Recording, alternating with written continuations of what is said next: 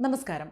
പാകിസ്ഥാനിലെ തന്ത്രപ്രധാനമല്ലാത്ത എല്ലാ പൊതുമേഖലാ സ്ഥാപനങ്ങളും വിൽക്കാൻ തീരുമാനിച്ചതായി പ്രധാനമന്ത്രി ഷഹബാസ് ഷെരീഫ് അറിയിച്ചു.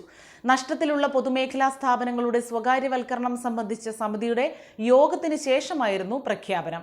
സാമ്പത്തിക പ്രതിസന്ധി മറികടക്കാൻ രാജ്യാന്തര നാണ്യനിധിയിൽ നിന്ന് പുതിയ വായ്പയ്ക്ക് ചർച്ച നടക്കുന്നതിനിടെയാണ് ഇതെന്നതും ശ്രദ്ധേയമാണ്.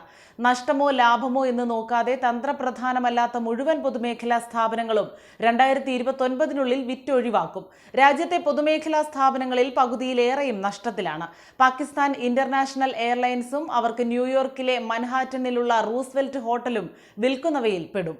PIA വിൽപ്പനയുടെ നടപടികൾ ഈ മാസം തന്നെ പൂർത്തിയാവും. കടുത്ത സാമ്പത്തിക പ്രതിസന്ധി നേരിടുന്ന പാകിസ്ഥാൻ IMFൽ നിന്ന് $300 കോടി വായ്പയെടുത്താണ് പിടിച്ചു നിൽക്കുന്നത്.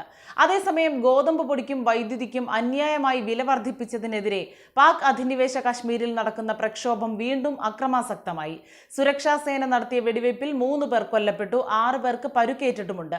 ഗോതമ്പ് പൊടിക്കും വൈദ്യുതിക്കും സബ്സിഡി നൽകുമെന്ന് സർക്കാർ പ്രഖ്യാപിച്ചതിനെ തുടർന്ന് പ്രക്ഷോഭം തൽക്കാലം അവസാനിപ്പിച്ചതായി വ്യാപാരികൾ നേതൃത്വം നൽകുന്ന സംയുക്ത അവാമി ആക്ഷൻ കമ്മിറ്റി പ്രഖ്യാപിച്ചു. പ്രക്ഷോഭകരോട് വീടുകളിലേക്ക് മടങ്ങാനും കടയടപ്പ് സമരം അവസാനിപ്പിക്കാനും സമിതിയുടെ നേതാവ് ഷൗക്കത്ത് നവാസ് മിർ നിർദ്ദേശം നൽകി. അർദ്ധസൈനിക വിഭാഗത്തിന്റെ വാഹന വ്യൂഹം ഇന്നലെ മുസഫറാബാദിലെ ഷോറൻഡനക്ക ഗ്രാമത്തിലെത്തിയപ്പോഴാണ് അക്രമം തുടങ്ങിയത്. വാഹനങ്ങൾക്കു നേരെ കല്ലെറിഞ്ഞതിനെ തുടർന്ന് കണ്ണീർ വാതകം പ്രയോഗിച്ചും വെടിയുതിർത്തും പ്രക്ഷോഭകരെ തുരത്തി. 19 വാഹനങ്ങൾ അടങ്ങുന്ന വ്യൂഹം ബൈപ്പാസിലൂടെ നഗരത്തിൽ പ്രവേശിച്ചപ്പോൾ കല്ലേറും അക്രമവും കൂടുതൽ ശക്തമായി.